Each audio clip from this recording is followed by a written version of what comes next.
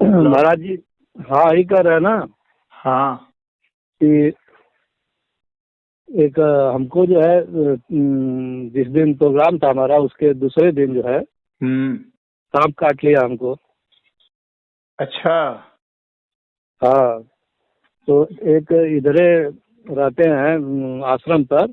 अभी हम्म। अभी मिले हैं हमसे।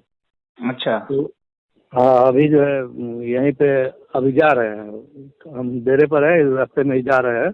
हाँ। तो आ गए तो वो जो है हम कुछ कहे भी नहीं थे उनसे। तो एक दिन उसी दिन जो है हमको फोन किए हाँ। कि जिस दिन हमारा प्रोग्राम था यही हाँ। आश्रम पर रहते हैं, सरैया वाले आश्रम पर, अच्छा अच्छा। जनकपुर में। हम्म। तो उसी दिन हमको फोन किए कि ऐसा है कि हमारे यहाँ भी मीठा उठा भिजवा देना। हम्म। तो हम कहे कि ठीक है महाराज जी, किसी से हम भिजवा देंगे। मौका तो हमको नहीं है, आप चले आते तो अच्छा होता। हम्म। तो कहे कि नहीं, ऐसा है कि हमको मौका नहीं है, हम्म। तो हम कुछ खाते नहीं हैं, कुछ नहीं खाएंगे, बस हमको मीठा भिजवा देना। हम्म। अब महाराज जी इतनी व्यवस्था करने में हमारा ध्यान जो है उतर गया। अब मतलब हम किसी एक लड़के से कहे थे कि तुम जाके जो है भिजवा देना। अच्छा तो अच्छा। उसका कहा भी कि नहीं, हम जाएंगे।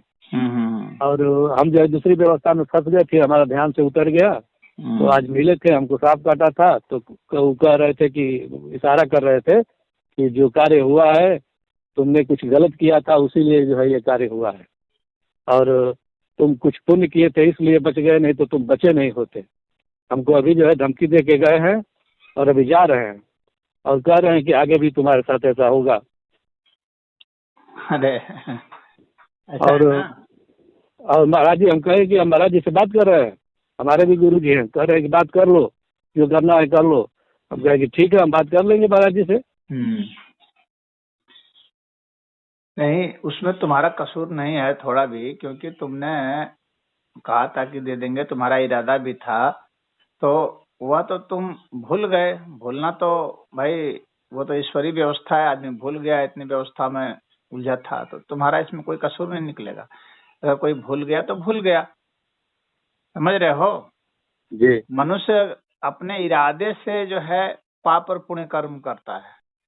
इरादा अगर सही होता है उसका तो वो पाप के तहत नहीं आता है। इरादा गलत होता है तो पाप के तहत आता है। तुम्हारा इरादा तो था ही कि भाई जब उनको मैंने कहा है तुम मुझे भिजवाना है, तुमने किसी को लगाया भी, तो वो कोई नहीं पहुंचा पाया, हो सकता है वो भी भूल गया हो। तो भूल जाने के कारण ऐसा हुआ है, तो इसमें तुम्हारा कोई दोष नहीं है। इसलिए तुमको इसमें अत्यधिक चिंता करने की कोई आवश्यकता नहीं है। अब रह गई सांप की बात। हाँ। जी। तो सांप काटता है, ऐसा है ना कि राहु दोष के कारण सांप काट लेता है।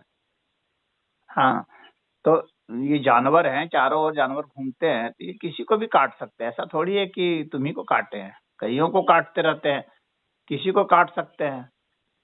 अब तुम्हारे ठीक है, किसी कर्म के कारण ही तुमको काटे हैं, तो हर एक को किसी कर्म के कारण ही काटते हैं। कौन दुनिया में ऐसा है जो कभी बीमार नहीं पड़ा? कौन दुनिया में ऐसा है जिसके साथ कोई हादसा नहीं हुआ? सभी के साथ हादसे होते हैं। साधु संत भी बड़ी थोड़ी होते हैं। साधु संतों को क्या सांप नहीं काटते, कि बिच्छू नहीं काटते, कि कुछ नहीं, कोई किसी को काटता है। क्योंकि कर्म जो है सबके लिए ही बराबर है। सभी को कर्मों का अपना हिसाब किताब चुकता होता रहता है। तो उसमें उसमें कोई अचंभे की बात नहीं है। वह ईश्वरीय व्यवस्था के तहत है।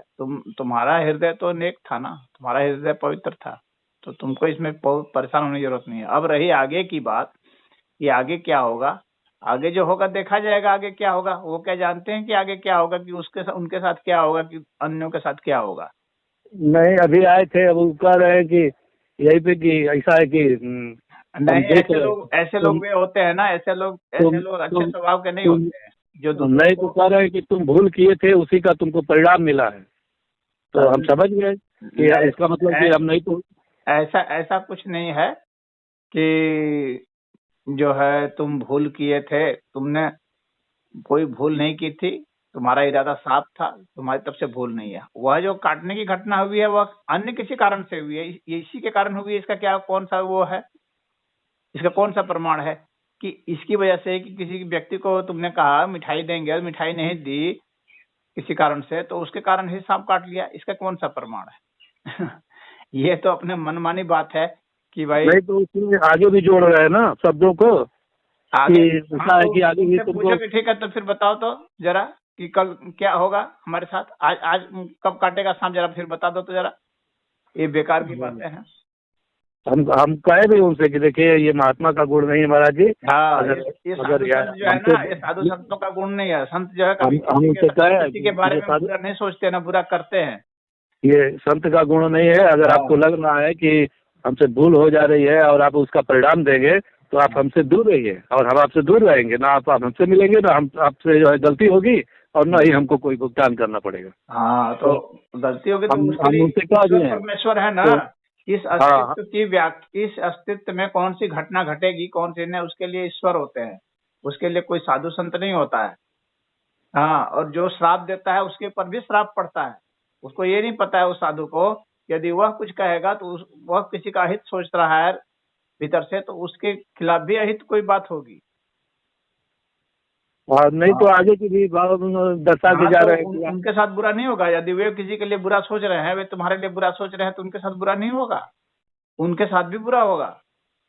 जो किसी के साथ बुरा सोचता है, पहली बात तो है कि वो साधु संत है ही नहीं वह व्यक्ति, क्योंकि संत का ये लक्षण सही नहीं होता है। ये तुमने बिल्कुल सही कहा।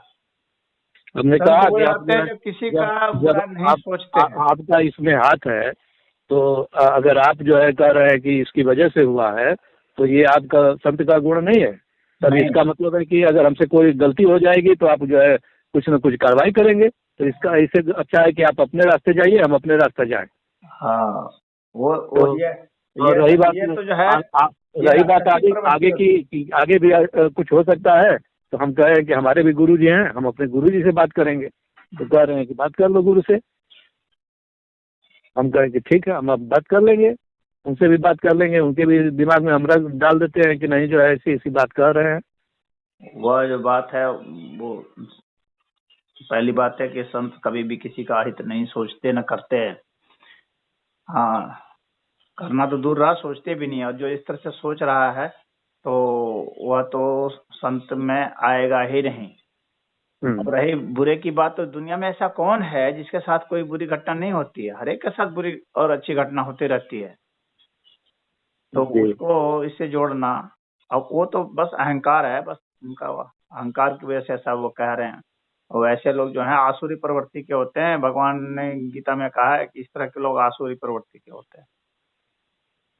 जो दूसरे का हित सोचता है वो संत तो कभी नहीं होता है।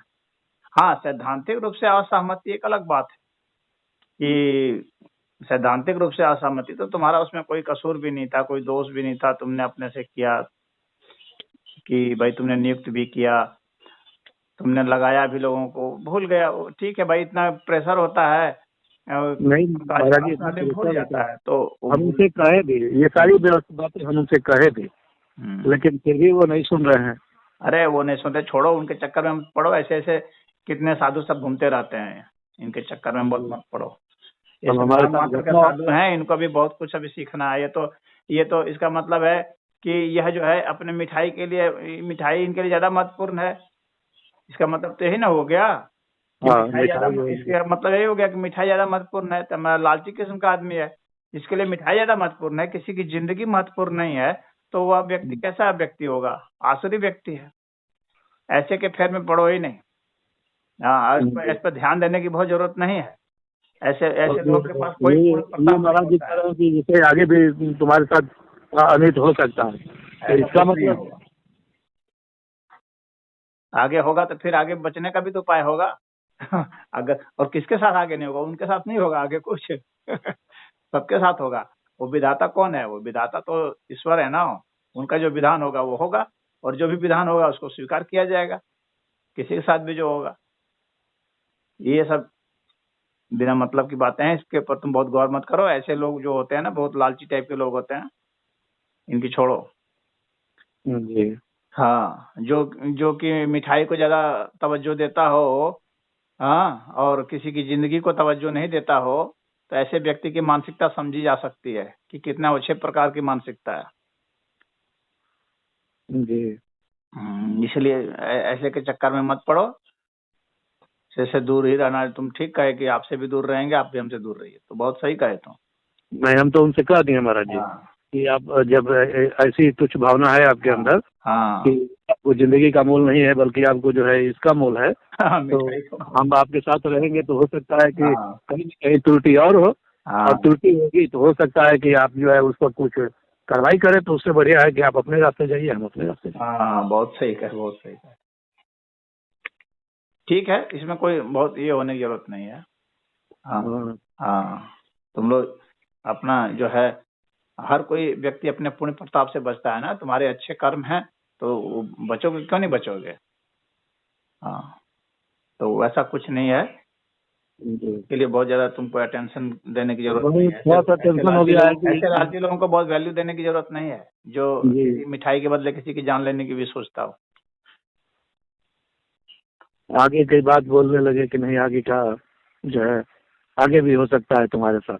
अगर कुछ नहीं होगा आगे, उसको बकवास करो कि बकवास मत करो, और उसको कहो कि अगर इस तरह का तुम्हारा सोच रहेगा ना तो तुम इधर रहोगे भी नहीं, क्योंकि तुम मिठाई के लिए किसी की जान लोगे। यही तुम्हारा संतत्व है।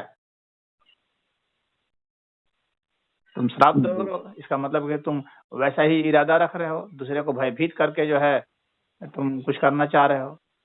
भयभीत कर रहे हैं। हाँ, दूसरे को भयभीत करा करके। संत वो होते हैं जिसके सामने जाने पर लोगों को भीतर में प्रेम होता है, शांति मिलती है, अभय अवस्था आती है, उसको ना संत कहा जाता है। कि जो डराता है, धमकाता है, उसको संत कहते हैं। तो उसको छोड़ो, तुम परेशान मत हो उसके लिए। जी वो कुछ नहीं है, फ्रॉड है और बस। जी, फ्रॉड है। हाँ, फ्रॉड आदमी है, उसके चक्कर में मत पड़ो। ठीक है, ठीक है, ठीक है। ठीक है।